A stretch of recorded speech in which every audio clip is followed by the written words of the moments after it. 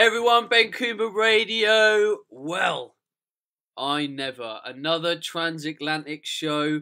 I don't really know where to start. I'm just going to throw in and introduce you. I keep seem to interview guys that are way bigger than me at the moment. I need to interview guys smaller than me, but seeing as I'm 5'9" and 82 kilos, it's not going to happen. There's a bit of a legend in the industry on the line. It is Martin Rooney. Hello. Hey, my pleasure to be here, Ben. And hey, don't sell yourself short. I just saw your last couple of guests, and those guys are humongous. So I'm not the biggest guy in the world either. So I'm happy to be on here. Oh, mate, I was just talking physically. Like, I'm not going to argue about whatever they barbell curl in the squat rack. It's going to be more than me. Well, I was talking about the same thing. I just saw you had the one IFBB Pro on there, and the picture was scary when I just looked at that. I know. All these bodybuilders, when they do their profile shots, it's just like, ah. You're like, what? But I suppose that's their thing. So, for people not listening to this show, for people listening to this show that have no idea who you might be, who on earth's Martin Rooney? All right. Well, for everybody that doesn't know me, guys, great to meet you. And my name is Martin Rooney. I was a track and field athlete in college. I was a member of the U.S. bobsled team. I've got degrees in exercise physiology, a master's degree in exercise science, and also, again, a degree in physical therapy. I became an orthopedic therapist for a few years and really realized, man, that wasn't what I wanted to do with my life. But unfortunately, I continued to do it for years. And then finally couldn't take it anymore, but I wanted to get into fitness. But everybody was like, man, physical therapy is so much of a better job. It's more prestige. My mom liked calling me a physical therapist. But man, I took a chance. I started with Bill Parisi and the Parisi Speed School, and we just started spreading this company, working with kids across the country. And then when that started, I started to work with many of the top fighters in the world. I was the original guy that ever worked in MMA for fitness. I made a lot of mistakes, but I learned a lot, and I created a company called Training for Warriors. And now, between Parisi and Training for Warriors, we have over 200 facilities around the world. Training for Warriors is now in 18 different countries, 5 continents, and I am speaking every weekend somewhere really, really cool in the world around really, really cool people doing my certification events. So I guess that's the short of it. And I've got a number of books out there right now, too, that many people have said have helped them around the world, too. So, hey, if nothing else, I'm living proof that, man, everybody starts somewhere, and I didn't have any special gifts or any human or real financial capital or anything behind me. And I feel like if you work hard enough, you can make great stuff happen. Well, you're a living testament. And we talk about this kind of stuff a lot on the podcast because, everyone in the fitness industry is for the most part self-employed. We are all business people. We need to have business skills. We need to understand the way the world works. And, to get insight from people like you, people that have listened to my story, other people, it's not just we're not just personal trainers or whatever. We've created a business. We've created something different. We've created certification programs, and it's absolutely golden for people to find out that anyone can do it. You just got to do it. Yeah, you've got to have a plan and make it happen. How I say it, Ben, is hey, everything, and everybody know, if you are familiar with my work, everything I do is I try to make it easy to understand. I think one of the things is fitness, sometimes they make things so complex that it paralyzes people, where I try to make things easy. But what I say is, hey, it may be easy to understand, but it's not always easy to do, because nothing is going to replace hard work and an old-fashioned practice. And it's interesting, like right now, it's so funny you say that, because I have this thing we created called the Dojo, where people can pay a small monthly membership. They come inside the dojo, and the questions that I'm getting from trainers, it's not about training as much as it is, like you just said, business, networking, writing, speaking, how to build their brand. And it's interesting that I think the new wave that's coming is this is going to be the stuff that trainers really have to understand, or it's going to be hard to survive in the long term. Yeah, because if let's take 90% of the personal trainers out there, there's probably not a lot that you're going to learn nutritionally that's absolutely going to revolutionize your business or change the success of your clients. You know, there's only so much more you can add. But the one thing that's going to turn you into an individual that earns maybe 50, 60, 70,000 pound a year is business skills, like being able to sell yourself, being able to get clients, being able to, you know, like you've done, franchise a model that is workable and that people want to buy. Well, exactly. But here's something else that I'll talk about too. And I've been asked to give a lot of speeches on this. Now there's that, like, and everybody listening, I think this is important.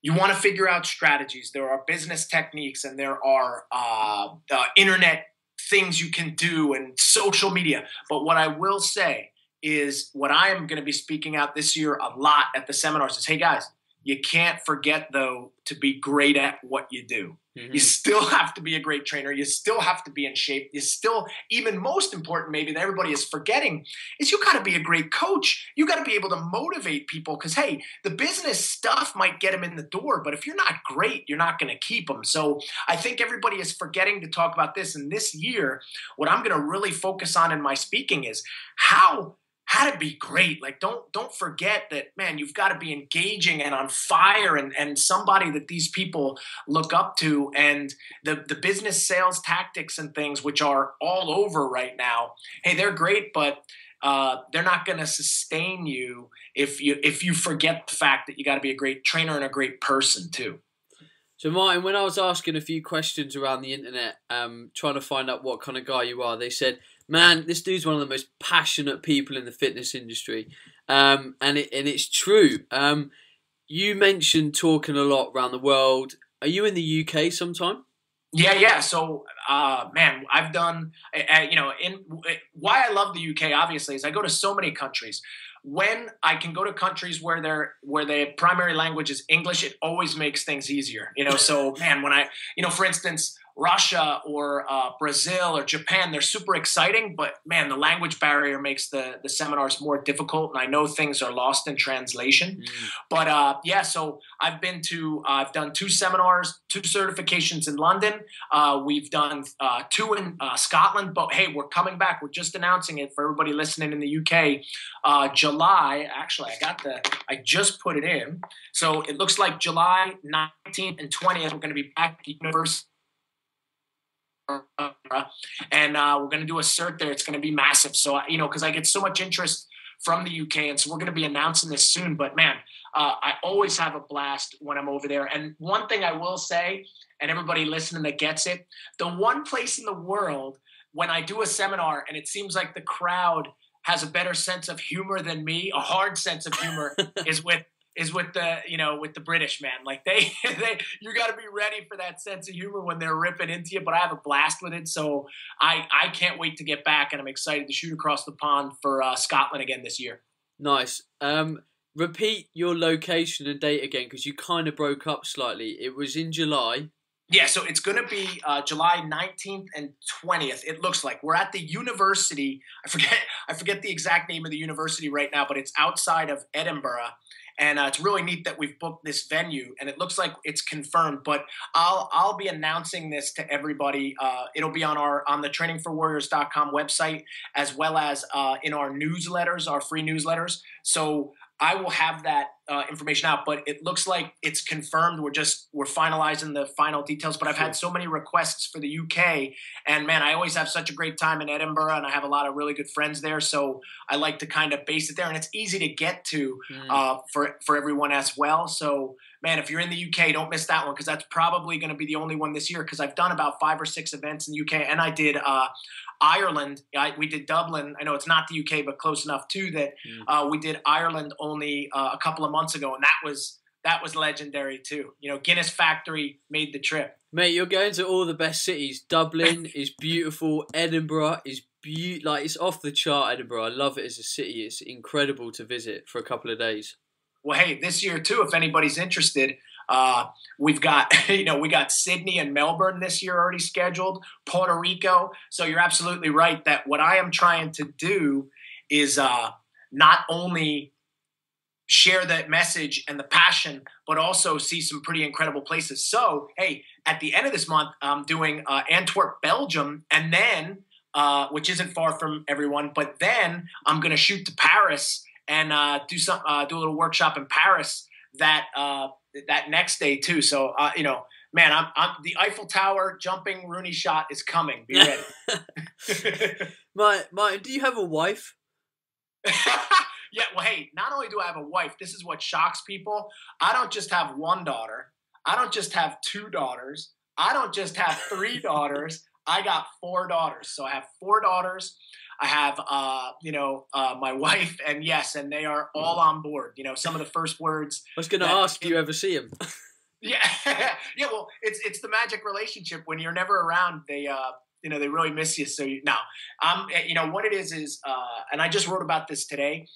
It's interesting. Maybe this would be a great topic to talk about. Is a lot of people talk about, like you said, balance. They say, hey, man, you must travel so much so you don't see them. But remember, when I do some of these trips, I'm gone for 3 or 4 days. And then, man, I'm back for, sometimes, 2 weeks at a time. And when I'm back, I'm with them. And what I always say is I would rather my kids go to school and say, hey, here's this really cool thing my dad brought me from Russia or China, and this is what he does around the world, then, hey, my dad was always around and never inspired anyone. So when I talk about balance, here's something everybody has to listen to. Guys, I talked about being great before.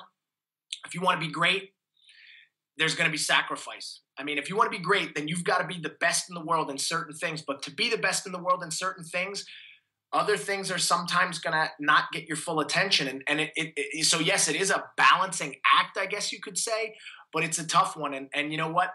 My family, they're on board with what I do. They get it. And they know what I have to do to not only fulfill my goals and my dreams, but also I know that I have to always be there for them too. And it's a balancing act, but it takes incredible focus. And so I wouldn't want anybody to get the wrong impression that it's like, hey, I travel and I don't see my kids or my family, because if I felt that was happening, I wouldn't travel anymore. And I would figure out a way to set up that I don't do that. But the cool part is we're getting to do both, and they're starting to go with me on trips. Nice. And that's going to be the next step. Right now, the kids are very small, so it's very difficult to travel with such time zones. But my dream someday is they're all in the business, and we're this like traveling freak show of fitness, which is going to start coming.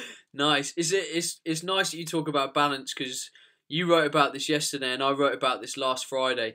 Every year I do a summary of my journey as a professional, and I kind of say, right, 2013, this is what I learned. And there was a lot of things for me. It wasn't necessarily a year of learning, it was a year of realization. And I talked a lot about the fitness industry is incredibly obsessive in its environment, that you've got to do this a certain way, you've got to train a certain way, you've got to do your 4 days a week, you've got to take your supplements, you've got to do all this kind of stuff. And I'm like, hang on, when do we ever stand back and enjoy the richness that living a healthier life actually brings? And I use an example.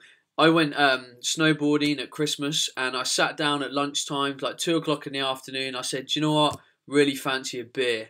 And I just ordered a beer on the mountain. It was amazing. But everyone was like, whoa, you can't drink a beer. You're the fitness guy. Yeah, I'm the fitness guy. And I'm yeah, but I do all this stuff so that if I do this, you don't notice my abs disappearing.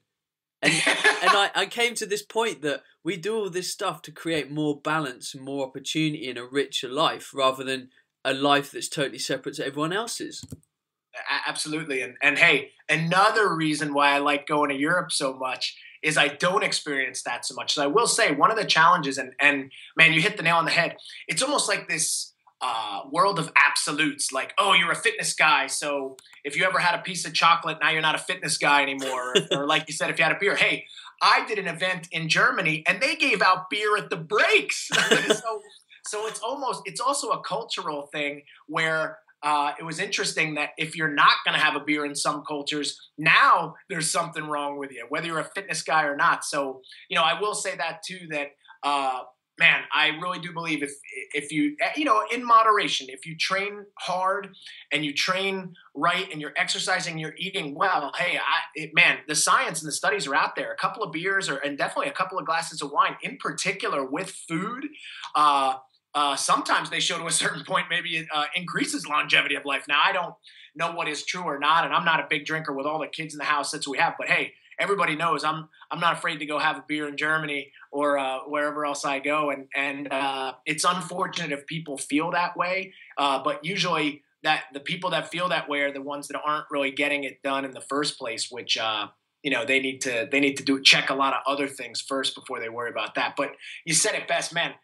The balance, maybe we go back to balance, is, hey, you got to work hard, but you also have to play hard and you have to experience life. Like, imagine if you say, well, I can't go snowboarding because I might get hurt and then I can't be a fitness guy, or I can't ever drink a beer because I'll be a fitness guy. And then all of a sudden, if something tragic were to happen and you missed out on, experiences that you would have loved to have had, it's maybe not worth it. So it's a fine line, but I agree 100%. Nice. Let's stay on the topic of the UK, because I wrote down a question because I'm interested in your opinion on a guy that travels a lot. Having been over to the UK, do you see any differences in the way we are doing things over here in the UK compared to the US in terms of like training in the fitness industry? Yeah, hey, Ben, I get this question a lot, and I think it's a good one. I think what's interesting about fitness is many times it is there are trends. You could call them trends or fads, if you will, or new styles of things that come out. And what I notice is, in some capacity, many of these styles, they begin in the US and then they fan out. And so what happens is, because of blogs or because of articles or internet, or then when people travel to do things, this stuff is just a little bit behind. You could almost measure it like fashion. So they say fashion in Japan, where they are in Japan, a year later, that's when it'll hit New York and the rest of the world. And I believe that fitness, there are these trends or fads that fan out. And then by the time it gets to other, to Europe and then even further to some of the other countries, they're still a little bit behind. And I'm not saying that it's behind in a bad way, meaning that, oh, they're missing out on something. It's just that they're doing things that maybe we were doing a year ago. And so again, I want to clarify, that doesn't mean, oh, behind and not doing the right things. Because I think sometimes it's just crazy fads, just always to have a new fad, but it's not, doesn't mean it's any more effective. But what I mean by that is, for instance, when I went to Europe last year, I saw a lot of gadgets and gizmos and things, but people were only using that stuff, but they had skipped the 5 or 10 years of things you need to do to be able to be just using that stuff, if that makes sense. And so what I would say is, it's always being cautious when you see lots of new things, but at the same time, just because it's flashy or shiny or new doesn't mean it's going to be more effective. You have to really see how it falls into your business. Does it produce results? And is it sustainable that can enhance you for a long time? So, in a way, I keep going back to the basics, but I keep seeing things get, I guess you could say technologically more and more fancy, but that doesn't mean it's better. But in the UK, what I would say is the other differences are, you don't have as many gyms, you don't have as many trainers, obviously, and people that are in that industry yet. But in the UK, it's definitely more than other places too. Like some countries you'll go to, they don't have gyms at all, in terms of, hey, at least you guys have, say, the Fitness Firsts and some of the big chains. But I would say in the States right now, man, there is some type of fitness something on every corner in every city, and There's only becoming more, from boot camps to small, what I call micro gyms, to the big gyms, and community centers. Man, fitness is everywhere. Where I envision in the UK, especially, that's going to continue to be a trend. Smaller locations that everybody's going to be a part of, where business and the marketing and all the stuff we talked about is going to be even more important very soon. Oh, I agree. Right, let's come back to your training as an individual, because I think people would be interested in where that kind of grew from. Now, I think when you're a PT and when you're into fitness and when you've kind of evolved, you go through these phases where you think you've found like the be all and end all of training. Like, this is how I train, this is how the human body does things. Now, when you were younger, tell us what phases you went through. Like, everyone seemed to have that like bodybuilding phase where they did their split for 5 years, and then they went, oh my God, I need to do 5x5 for 5 years. And tell me what you went through, because I find it fascinating, and I find it funny as well. And I love this question too, and I've written stuff about this before where, so my history with the iron. I was a little kid. I was about 10 years old. My dad was a pretty high-level athlete, and my mother was a physical education teacher. So my mom was a PE teacher. And so fitness was always part of my life. I mean, my mom was teaching me tricks on the broad jump, so I could do good on the presidential fitness test when I was, 8 years old. I can always remember. And she was a representative selling vitamins and supplements and stuff when I was just a kid before anybody was ever doing this. So it's always been part of my life. But there was a kid down the street. He was older than me and he had weights. And one day we were over at his house and in his garage, he said, "Hey, do you think you could pick that weight up?" And I can remember picking it up and putting it over my head. And he was like, "Wow, you're pretty strong. That's pretty heavy." And that day on, for the next, say, 5 or 6 years, we would either train in his basement or my basement almost every night. But here were the things about the training. We would get out a Flex magazine and we would and then I would take a big mirror off my wall. I would put it on the floor and all I would do is arms. So I would just do so what I would say is my first 5 years, yes, it was bodybuilding, but I didn't know that I had legs, if that makes sense. Okay. So I did, so there was no leg training, no deadlifts, no squats, but I was on a lot of sports. So I was running and things and I was always doing pretty well in sports, but I got in shape. Like I put up a picture of myself at 18, recently. Now, granted, the shot was from the waist up, not from the waist down. So you can, because my legs probably weren't so developed, but I was really working hard. It was bodybuilding style for sure, but I played a lot of sports. So there was a balance. Then when I got to college and I was on track and field, I was more introduced to the Olympic lifting, but I really trained as a performance mindset, very similar to how I train today. I was sprinting multiple days a week. And I was lifting heavy and explosive. And I would go through phases and that's where I got my first degree. And I was always studying biomechanics and trying to learn more and being more specific and I was a javelin thrower. So it was very, very technical event. And then I made the bobsled team. And when I made the bobsled team, now I'm at the Olympic Training Center with all of these guys that are some of the best athletes in the world. We had a Russian coach that was murdering us, man. He was like, every day it was this. He would say, "Today, we are going to train at 96% maximum." And then the next day, "Today, we are going to train at 97% maximum." And then today, so for the next couple of years, all I did was train at 95% or higher of maximum in a very, very competitive environment. Then I became a therapist and I learned so much more about rehab and prehabilitation, much deeper into warm-ups and the biomechanics and the body. And I don't know if that made me better or not, but I just definitely had a much better understanding of anatomy, which I recommend everybody gets. But I've definitely gone through the phases where then I started to get away from the heavier stuff, more into the tiny minutia and the details, and my numbers weren't as good. And then I was in the powerlifting for many years. I've got state records in New Jersey and other things. Powerlifting. I'm going to go on a powerlifting event next month, so I still lift all the time. But then when I started developing all the programs for kids and training the high level athletes in the world, that's when things became more specific as well. So I guess the whole example would be I went bodybuilding to, you could say, performance training, and this was in the late 80s, early 90s, so it's a long time ago. Then into powerlifting, then into speed training. But always around weights and sprints. I can say I've never been an endurance guy. I don't run marathons. I'm not gonna be running marathons. But like you said too, here's an interesting concept: is the more you learn, sometimes the more confused you become. And I think Einstein said it best. He said the thing that gets in the way of your learning is your education. Where it's almost like the smarter I got, the dumber I became because I couldn't see, and the more tools I had available, the more paralyzed I became. And now with my Training for Warriors system, we keep it very simple, very structured. It's easy to understand, and it really, really produces results, which that's another part, Ben, that I think people forget about is it's not how fancy your training is. Man, do people understand and do they get results? And I went through all the info to where I'm coming back to the start again, and it'll be like I'm in a basement again doing basic lifts, getting results, and really enjoying my training, which the more I understood about it, maybe the less I enjoyed it, if that makes sense too. Nice. So Training for Warriors is obviously an education process for a personal trainer. What do you think it teaches a personal trainer that they're not getting in kind of traditional courses? Yeah, well, Training for Warriors, and we have live courses, but we also have online events now too. So I created an entire online platform, which people now from over 40 countries in the world have been through the procedure. And if I had to take what they say the difference is, not even me saying it.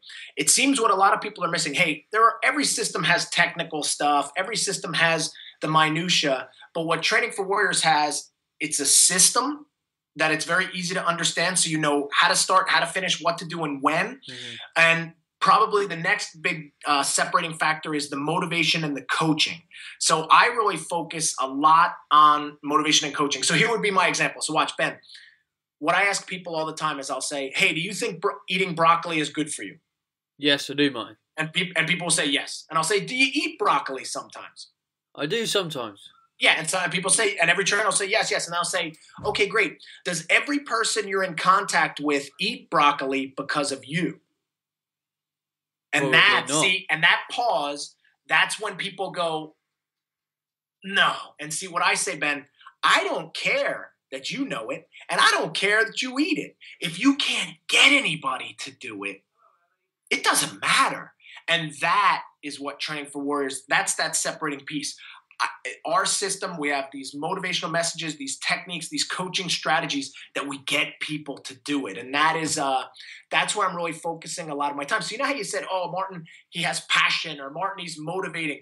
Well, yeah, that's this missing piece. That how come everybody says that about me? I think everybody should have that. Like, shouldn't we all be passionate and motivating and get people to actually, the two words that are the biggies, Ben, behavioral change. Like, if you can't create behavioral change, if you can't get them to come in and be on time, if you can't get them to work hard during the session, if you can't get them to eat right when they're not there, man, it doesn't matter what you know. And that is the two things. We have a system for that, and we get people fired up to remind them why they love being a coach, but also how to get people results. And so it's almost how I describe it is Training for Warriors is a martial art, but instead of punches and kicks, we use fitness. So, for instance, when you join a martial art, you ultimately, it's not to beat somebody up, it's to conquer yourself and become more, you gain a philosophy. When you play a sport, that's not what happens. A sport's about winning. A sport's about winning at all costs. It's about beating somebody else, and getting ahead. And that's not what I've created with this system, and why it's resonating with people, why we have 110 of them around the world in the last year and a half is because it's hitting people. They get it and they want to be part of it. And that's what's really cool is the system now is not about me. It's about them and the system. And it's an exciting time. I'm fired up. Nice. Well, yeah, but I think that's why your course is obviously doing brilliantly, because so many personal training qualifications are actually missing the delivery aspect of it. And it also, the personal trainer listening to this needs to accept responsibility. It's also, they need to understand that they're not there just to acquire knowledge. They are there to learn how to transfer that knowledge. And I think too many personal trainers are happy to go and sit in a room and go, right, I need to listen to this 2 days and get my piece of paper and get that knowledge. That's great, brilliant. But do you actually have the intrapersonal skills and, like you say, the passion and the motivation to actually deliver that content to an individual that needs it? Man, we're right on the. I'm actually enjoying this interview a lot because we're on the same level with it, and you're summarizing it so well. Where the course, why people love it too, and this is important. The course, it's a show. Like, I put on a show, but the show is about them and who they are and where they're going. So everybody has an experience at this event. It may be that they learn new training things, because remember, people are still on the hunt for training. So remember, in the system, we have these advanced warm-ups, evaluation techniques, all the history, metabolic training, speed training, strength training. So they get that. But the constant reminder is it means nothing, like you just said, if you can't deliver it. And that's what I get the most excited about, because I really see now, hey, some of the most successful trainers and influencers in the world, they don't have 10 PhDs, but they've got this ability to connect and put people on fire, and when you can do that, I think you're more valuable than if you couldn't. And that's some of the stuff that I'm pioneering. And like you said, a lot of courses don't have it. You know why? Because those people teaching it don't have it. And what I'm trying to do is give what I've got. So for instance, if, Ben, I could teach you 10 more push-ups variations, you're not any more valuable if you can't get anybody excited about them. But if I can teach you how to get people excited about what you already know and you can get them to change that, man, your price just skyrocketed through the roof like the stock market. And this message, it's taking a long time to get out. I speak on this a lot, but hey, I'm never saying that the training or the science isn't important or that you don't need exercise. You got to have that. I already said that. You got to have anatomy. You got to have all this training. But once you've got some of that, there's a point when it's enough and it's just then becomes a hobby to collect information versus what I'm asking people to do is also collect information about body language, tonality, your ability to speak, your ability to present, your ability to write, your ability to brand yourself and market and make a connection and influence behavior and to be aware of people. And this is where I spend my time now. Like those are my most valuable books on my library. And I don't think people spend enough time there. And that's the way to move forward. So our course is a lot about that. Nice. The other thing that I wrote a lot about in my 2013 review is how I, again, didn't really write much about what I'd learned as a nutritionist because that's my main thing. But what I learned as an individual in business, I've got 4 companies now. There's a lot of people underneath, me. We're pulling strings here, there, and everywhere. And I said to people, I was frank. I'm like, I am a goddamn great nutritionist. But if no one knows who I am, then it's absolutely pointless. So if I'm going to affect change in lots of different people and be able to convey that and inspire people, I've got to learn all these skills that you've just mentioned. I've got to be able to promote myself. I've got to market myself. I've got to be personable. I've got to be approachable. I've got to be likable. There's all these attributes. So, and you kind of summarize it. If a personal trainer wants to take their own experience in life and their career to the next level, it's about picking up some totally different books. Oh, absolutely. And what I commend you on the most with all of that is how well you fake that English accent. Because, man, because what I've read is whenever you can speak in an accent, you instantly sound more intelligent. Like, man, you sound like a genius right now. I have to practice that because that's killing me right now. I got to work on that accent. but serious, you've hit the nail on the head. But that's why you're in the position you're in. And that's what people have to recognize. You're doing those things because he took the step to do those things. And that is, it's available to anybody. So everybody listening, every trainer, if you're listening right now, do these things and you can have the same things if that's what you really want. You have to decide. See, it's also, a lot of people say, I want success or I want to speak or I want to do certifications. And then usually I say, well, no, you don't, because you haven't done one thing that should get you to be able to do that. And that's either because you don't really want to do that or you're just not prepared to do what it takes to do that. But what I would say is another thing that happens in our course or in the Training for Warriors, if you read the blog or what we do, it's all about, like the story I told before, like I was a therapist and it's not what I wanted to do, but everybody said that was what I should do. That's a good thing or that's a good job. Just like maybe they would say, hey, Ben, just be a nutritionist, sit in an office, just take skin folds, tell people diets, you're great at that. You should do that. That's a really good thing. You should do that. But see, you're deciding there's something else you want to do, and it's calling at you so hard, you'll add complexity to your life and challenges and do more work to make it happen. So you really want it, and that's why this interview is happening. But other people, what I'm challenging everybody, hey, maybe fitness isn't your thing. Maybe it's something else you want to do, but whatever it is, find what you love, figure out how to go get paid for it, be on fire about it. And man, when you do that, that's the interesting thing too. A question I always get, Ben, is people will say, hey, how do you have how much passion? I saw on your Facebook somebody said, how does he get motivated? And I'm like, I don't get motivated. I'm doing what I love to do, so I'm on fire all the time. Yeah. Like, take me someplace I don't like. Like, take me to a furniture store or to go look at cars. And man, I'm not interested because that's not my thing. So now I'm not on fire. But man, get me in front of 1,000 people that want to learn about fitness. I'm gonna be jacked out of my head. I don't need some ritual or some kind of fake thing, because this is really me, but that's what I'm telling everybody right now. Find what's really you, like what's your thing, and go figure out how to do it. And man, when you do that, everybody will be attracted to you. Precisely. Now, if someone looked at my work environment, if you said to anyone, hey, Ben, or hey, Martin, I think you should go and work in an office, and you'd be like, screw that, man, I don't want to work in an office. But if someone looked at my work environment, I'm pretty much a desk jockey. I work from home. I get up at 6 in the morning. I go downstairs. It takes me 40 seconds to get to work. I put on the coffee pot and I'm at my desk. And I get to like near the end of the day and I'm like, shit, I've sat at my desk most of the day. I've taken the dog for a walk. I'm an office guy. But I don't think about it. I'm on the phone, I'm on my computer, I'm talking to people, I'm talking about nutrition, I'm helping people, I'm recording, I'm doing interviews. And I don't even think about what I'm actually doing because I'm just doing what I want to do and achieving the things that I set out to do. Well, and the important piece, though, here's the major difference. Whose office is it? My office. It's your office. So, man, when it's your office, no worries, mate. Like, man, when it's your office, hey, that's the difference. See, if you're the first scenario you described, hey, I spent a lot of years there. You're in somebody else's office and now you're at a desk and you're not doing what you're passionate about and it's not even for you.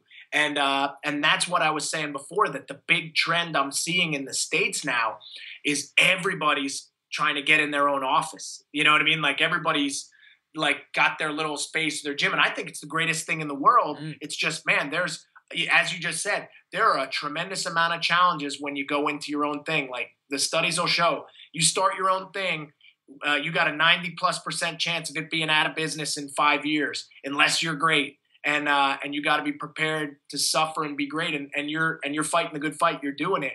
But that is what's going to be coming. Like the big gyms are disappearing. It's people aren't opening $10 million gyms anymore, where for a few $1,000 a month, you can rent a space, have a place, and really call it your own, have your own office, and think about it. It'd be no different. You'd either be in a gym and now you're in the office. You're going to be somewhere. It's just deciding where you want that to be. So I'm right with you on that one. Joe, the same thing pains me in the UK. I see it all the time. Being in business, I now look a lot more at the business world and analyse things because I find it fascinating. I walk into a shop and I'm thinking, I wonder what their profit margin is. I wonder what the staff costs and the overhead. That's just how my brain works. But it's like anything, we're personal trainers and geeks will be listening to this thinking about the job that they do and where they want to move and stuff. And if you've got to move out of things, you've got to add to your skill set. And there's like you say, the failure rate is so high because people have this passion and they go, well, I want to transfer this passion, so I'm going to go and do this. But they never go and learn about what this part is. You can't be an electrician and be brilliant at being an electrician and then go and open up an electrical store without knowing how to pay rent and manage staff and do all this kind of stuff, which is the extra stuff. And that's why the failure rate is so high. I mean, you walk down high streets in your local town or city and you're like, oh, for sale sign up already, 9 months in, purely because the business never really had the tools to succeed in the first place. And it's like that in any industry. Like if people don't pay attention to, yes, we're in the fitness industry, but it's the same as every other industry. The skill set is exactly the same. You've got to acquire it and master it. Exactly. And hey, and that's why it's important for everybody listening. Now here, I'll paraphrase, just like you did so well when you said it's about delivery. What you just said is a line I always say, hey, if you want to have more, you got to be more. So if you want to have more, if you don't want to just be a trainer and work for someone else, then you've got to be more. You've got to be a business owner. You have to be a marketer. You have to be a brand agent. You have to understand how to negotiate a lease. You have to understand, like you just said, hey, what's the return on investment on every square foot in your facility? These are all things that a lot of people may not know. They may say, hey, is Martin Rooney just talking about that? But yeah, hey, I had to learn a tremendous amount about business. And you know what? It was exciting. Like I had a lot of fun. Like I like learning new things and having a ball, but I also like helping people out. And I've had the chance to consult a lot of people on their businesses and it's amazing. And actually now I do it every day because with the 100+ facilities that we have in the Training for Warriors network, see, Training for Warriors is a license. It's like a program that they can put in their facility. But what ends up happening is I also help them with their businesses as well and what they can do and how they can grow. And that's where I'm getting my biggest charge now, is to really see people succeeding. For instance, like last night in Denmark, they got 30 new people for this program. And like, man, it just fires me up that all over the world, people are using something I helped to create, but now they're feeding their kids and they're living their dream and what they want to do. And I don't think they'll really understand how cool that is a feeling for me to to see what's happening for them. But man, every day, because we have these private chat rooms where the facilities go and what we talk about. And man, it's like we're in Kuwait now. We're in South Africa. We're in Austria. We're in all these countries that like people are doing stuff and helping other people with it and making money and doing what they love with something that 20 years ago everybody told me I was crazy. And now it's like, now everybody says, see, I told you it was going to work. So it's kind of, but it's surreal, man, that, where it's at. But hey, another big message with that. And I think we're hitting a lot of them today. Here's the other one. 3 words. And I say it on all the time. 4 words. It is about others, or it's about others. We're in a service industry, man. And your job is to serve. And if you figure that out too, you're getting everyone as a trainer, you're going to be light years ahead. Like right now, you're doing this podcast. It's a service to other people. You're creating a service. And when you're a nutritionist and you're doing great things, you're creating a service. So I would challenge everybody listening too. What's your service? Like before you worry about what you're getting, how are you worried about what you're serving? You know what I mean? Like how you're going to do that. And it's kind of interesting. Like, see, I get it. Like, and for everybody listening, Ben and I had some emails go back and forth, and he wrote me some about some things and our responsibilities to each other. And guys, I get that. Like, I remember how I wrote that. Remember I said, hey man, I get it. Like, we're here to serve. Like, so I will say that, guys, I'm doing a big webinar in 2 days about connecting with other people, and something to listen about, guys. You got to serve the person first before you ask them for anything. Or you got to be able to give something back, or it's not a relationship. Now you're a mooch or a leech, and nobody wants that. And I think people are forgetting that in the industry. Like every day I'll get 100 emails that say, hey Martin, you don't know me, but I need you to do this for me. And can you do that for me? And can you do this? And hey, I want to help out, but there's no relationship yet. You can't take, when you don't have that. And I want you to see you're serving, and that's another part. When you're at that office, all those things you're doing, you're serving. So everybody listening, hey, how are you serving? Like, how do you serve first before you get, instead of don't worry about get first and then maybe serve, if that makes sense. Nice. You mentioned a webinar. You're obviously going to have piqued people's interest. Where do they listen to this seminar? Is it a private thing or is it a public thing? Well, I know I do public ones, private ones, but I have something we call the Training for Warriors Dojo. People can go to trainingforwarriors.com. You can click Dojo. And here's what happened, Ben.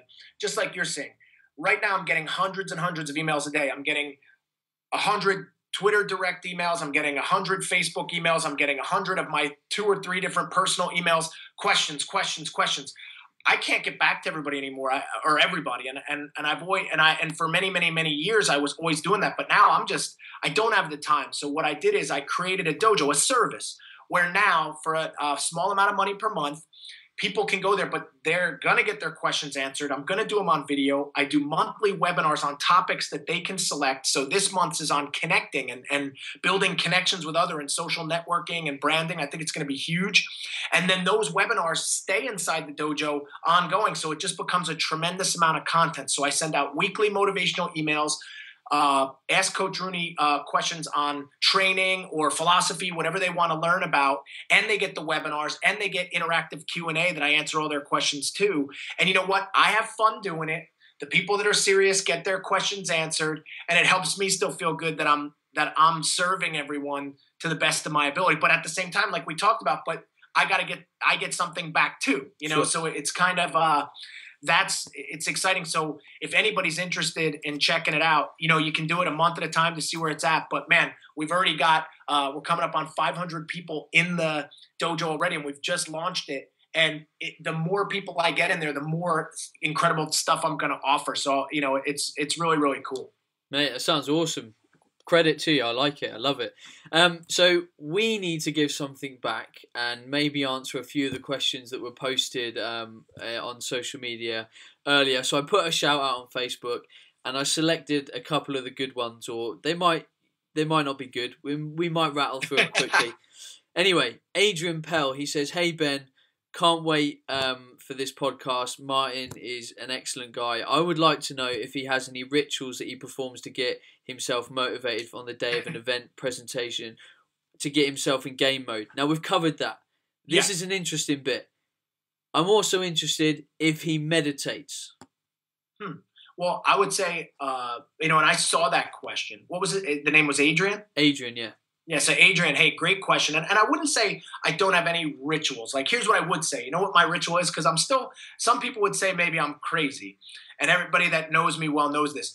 If I have a speech, it's all I think about for days before. I'm nervous. Guys, I've given speeches around the world. I have spoken for Fortune 500 companies, top military organizations, down to the other weekend I gave a small speech for just a handful of people. I'm always nervous, and I think that knot in your gut is healthy. So what I do is, man, I prepare. I go over the speech. So it's not that I do it to fire myself up, but I get myself ready so I'm so confident in the information I can't fail. So that's one thing that I will say I always do. I'm always over-prepared. Hey, I've been looking forward to this podcast, and the big challenge was I didn't know what you were going to ask. So, man, hey, I was nervous before I got on. Like you don't know how it's going to go or anything. And but what I would say is for meditation, absolutely. Through my martial arts background and even each day and every night and every morning, I guess you could call it. I've read many, many books on meditation. The classics by Kabat-Zinn and some other ones that really affected me.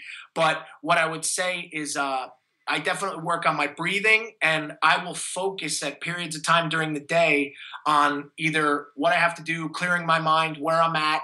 And I would definitely say, too, that lifting weights is without a doubt a form of my meditation. Like, hey, guys, I exercise every day. And that's where I clean myself out, I clear myself out, and I get my escape. But I would definitely recommend people reading into it, meditating, because some of my best answers and ideas come from when my mind is the clearest and when I'm just focused. And that's how I write. That's how I create my presentation. So, great question. And absolutely, I would say, hey, maybe I don't always promote myself, I guess, as a spiritual guy, I guess you could say, but with the motivation and all the things I do, it kind of goes hand in hand. So hopefully that answers that one for Adrian. Let's open this topic up a bit more because I've got an interesting theory. Now, we talk about meditation a lot, relaxation, walking, chi, whatever. And I think it's an interesting concept. I think people need to have the ability where they can actually sit by themselves and be peaceful and actually contextualize their thoughts, bring them into a cohesive thought process. But as a coach, we often say, you need to work in more, you need to meditate more, you need to go and do yoga. When in fact, that might be the worst thing for an individual to do, because I find mental stress is the most powerful stress. Now, I recently had some blood chemistry panels done to find out what was happening in my body hormonally, because I'm starting to dig a little bit deeper with some of my own stuff. And the only stress in my life at the moment is kind of just like business, lots going on, things coming in and out, having to manage and organise people and stuff. And my cortisol was through the roof. Like the endocrinologist was like, dude, otherwise you need to sort this shit out. Otherwise your sex hormones are going to suffer and stuff. And I thought about it and I thought, well, I do all this stuff. I do all this kind of thing, but I'm not actually getting away and free in my mind. So I think everyone's meditation has got to be different, and you just hit the nail on the head. One of your meditations is weight training, and it's the same with me. If I walk into the gym or I go on the rugby pitch, which I'm going to do tonight, I will forget about everything that's going on in my life. Mentally, I'm gone. I'm with the lads, I'm chatting, we're having a laugh, I'm exerting myself. That's meditation. Absolutely. So should we be doing more sitting around thinking about stuff, or is it just a case of doing more of what we love? Yeah, I would say, what's interesting, it's both. Like, how I said, I'll sit around and I'll read, but I like doing that as well. But what you hinted at, one of the things I miss most, I'm a black belt in judo. I trained judo for many years, and man, it became my form of meditation. I would go, and you were so focused on not getting thrown on your head and getting your neck broken that you were nowhere. It became that, like, time stopped. It's just like what you just said. You're out on the pitch when everything's in play. You can't think or focus about anything else. Your mind is clear. It's that empty mind, And So I'm addicted to finding things like that. I believe that that's that, whether people want to call it zone or flow or, a different elevated state of brainwave.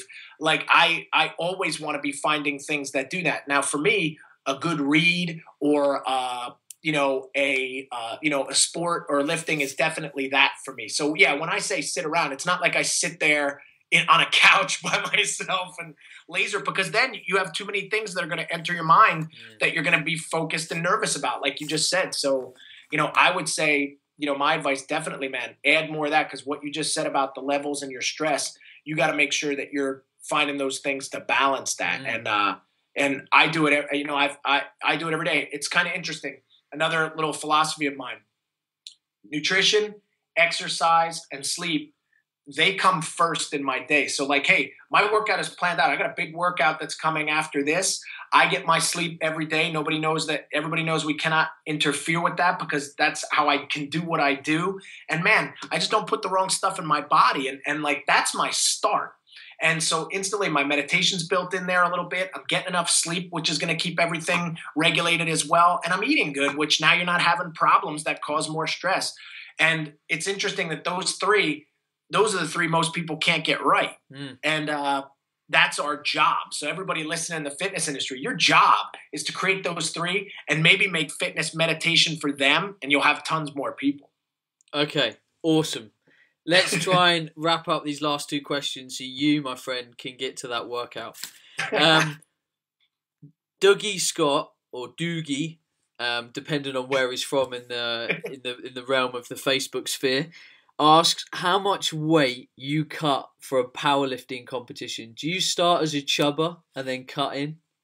No, you know what's funny? And this is a great question, Doogie. It's I compete in the 90 kilo division, or 198.25 pounds when we speak American. But, I am always at about exactly that weight. I'm never heavy. I'm never light. I am the same weight I was 20 years ago. I wear the same size clothes. I only own one suit. I never had to buy another one. So it's actually, I think it went out of style, went back in style, out of style, and back in style. So but yeah, so I do not, in a weird way, yeah, I don't vacillate. Guys, I'm so consistent. Like, that's something I think everybody has to listen to too. Like, I don't know if everybody heard what I say. I exercise, I read, I get enough sleep. I do that every day. I eat right every day. Now I'm in my 40s, but I still do the same weights that I could do when I was 20. And so, so the short answer is, Dougie, no, I don't gain any weight. I don't cut any weight. And you know what? Then I'm not stressed. I don't have to worry about anything. And I just go and I smash weights, so it's, I'm lucky where I don't have to do that. And the other weight class in powerlifting at 181 pounds is so far away from me that I would never think about cutting down to get there, because that would cause too much stress. So, so in a way, I'm lucky where I compete. And judo was the same thing. Judo was 90 kilos as well. So I didn't ever have to cut weight for any of the things that I really did. But I know how to help people do that if they want to do that as well. But yeah, so to answer it, man, I stay consistent, and then that removes all the stress from competition. Do you try and encourage fighters and that you work with and coach to try and stay close to their fighting weight? Because there's still a huge tendency to oscillate up and down. They want to sit 20 pounds heavier and then drop in. Well, I wrote a lot of the original documents that most people ever used on cutting weight. There was never really anything that was out there. Some of those articles are still on the internet and in my books, my Training for Warriors books. And so I kind of pioneered it. I mean, there were a lot of things that we did. And so what I would say is, no, I definitely recommend you should cut weight. We've done enough experimenting with it that I don't see it hampering performance. And yet the confidence that comes with that and the size gain, if everyone is doing it, I think it unfortunately makes it very difficult for somebody to say, for instance, Jim Miller, who is a fighter I have, who's the winningest middleweight in UFC history.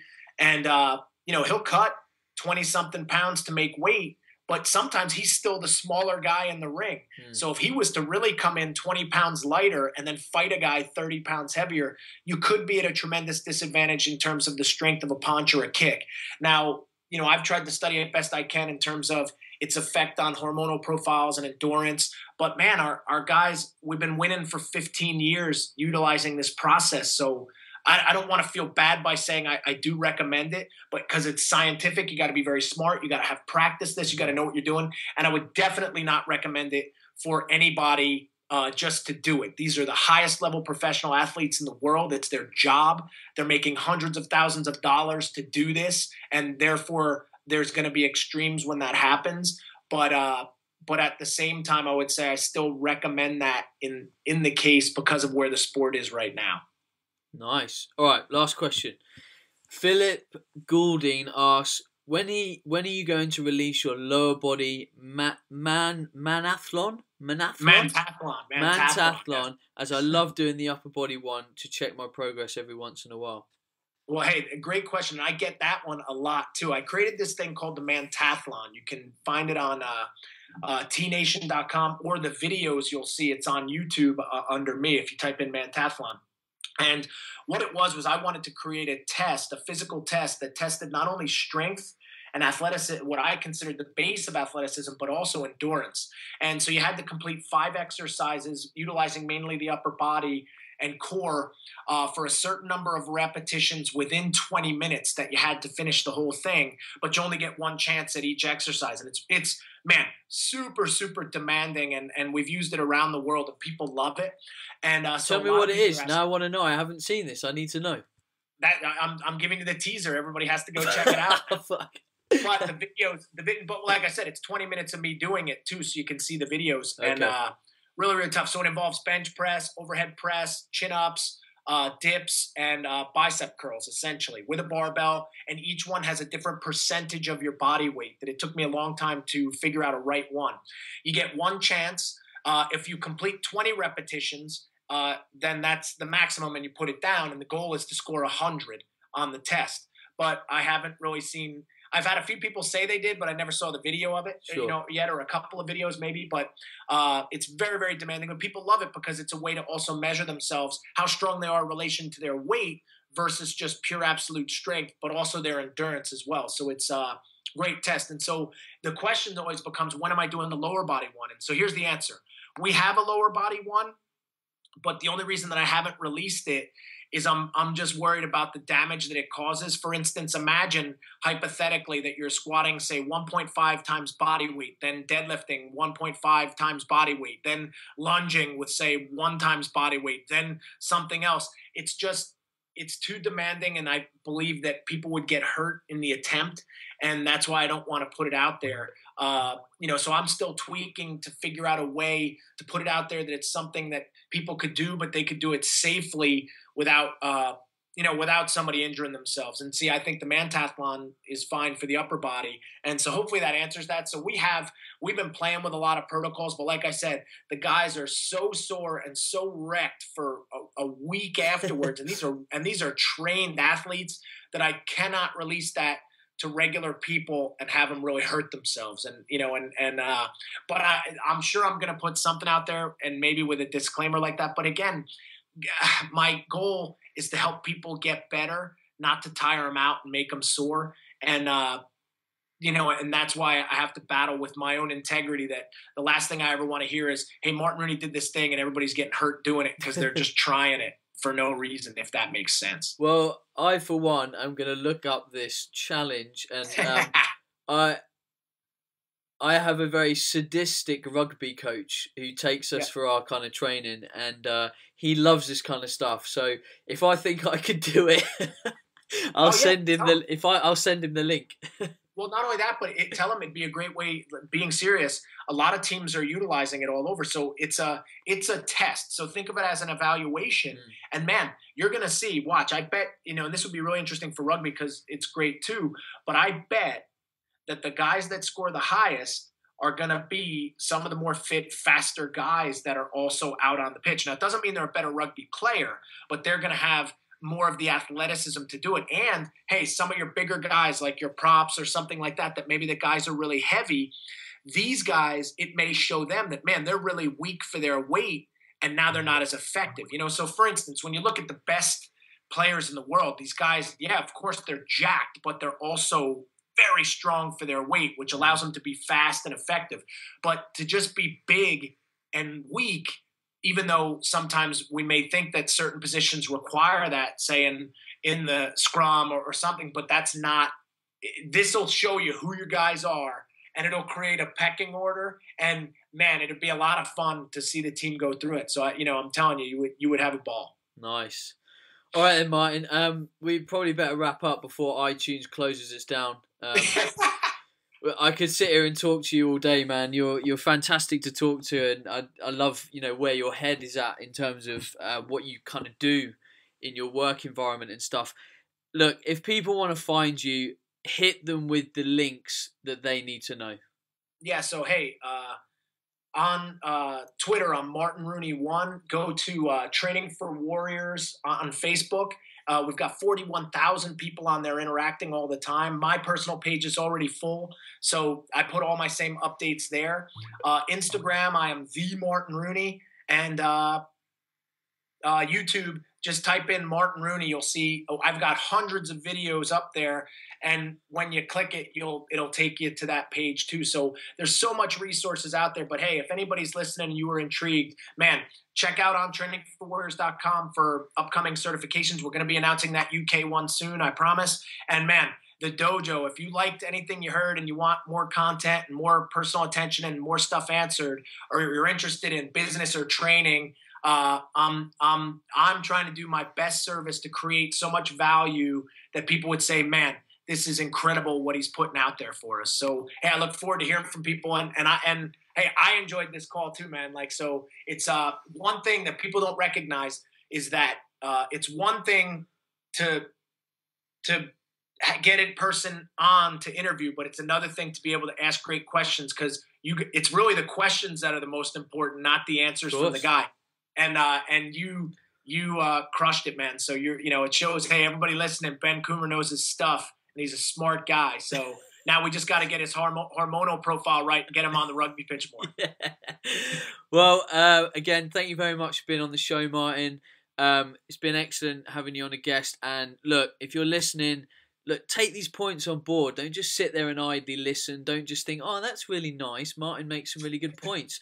Go away, do it, implement it, be the change that you want to see in yourself. It's simple. It really is. Awesome. And hey, Ben, send me all the links. We'll post this thing up because everybody needs to hear this one. Hell yeah. All right, Martin. All right. Ciao. Cheers. Hey everyone, podcast number 67. So we are back off the end of Christmas. Everyone's moaning about how fat they are or what the New Year's resolutions are and all that kind of hoo-ha. But anyway, sidetracking myself, today's show is me and Mr. Radio 2, who you would have heard on the podcast before.